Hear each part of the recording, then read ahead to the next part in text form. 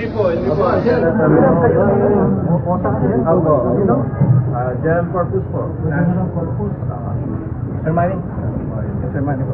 BNP ang isla pa ba dahil natin sa anong class po din ang General Corpus? Sir Manny. Okay, so kasama natin si Senator Robin Padilla at Attorney Balido. Okay, usap nila ako sa... Okay, so sorry. Atayin lang po natin, sir. Hindi naman po namin kayo pipigilan.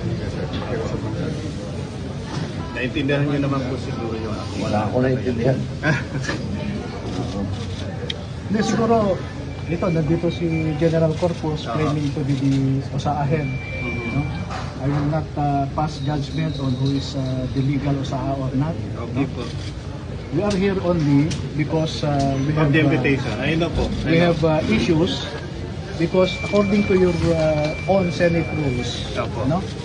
Senate Resolution number 5, Section 17, nakalagay doon.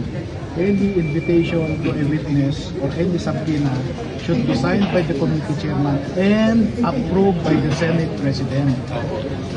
Yung pinadala po kasi sa amin, yung invitasyon, wala po eh. Ang nakapirma lang dito si Mrs. Herrera.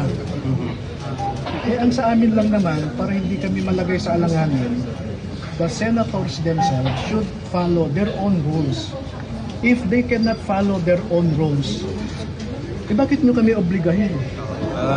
Attorney, hindi po Okay. kita Yan na. masasagot dyan. Yes, I know, General. So that's my reason in coming here.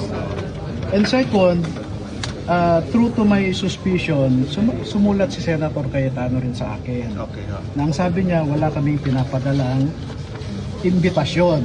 So that should have been enough for us not to come here. But in good faith, we came here to clarify this. And nung tinanong po, nandyan ba si Senator Cayetano? Wala eh. Sinong nandyan na member ng committee? Ay, si Senator Padilla, nasa office na niya. Okay. Pwede ko bang puntahan si Senator Padilla? Kasi All the member time to- po, all the time. So, yun po ang rason. If you are the guest of the senator, okay lang po. Kaya lang, meron rin po kaming security policy.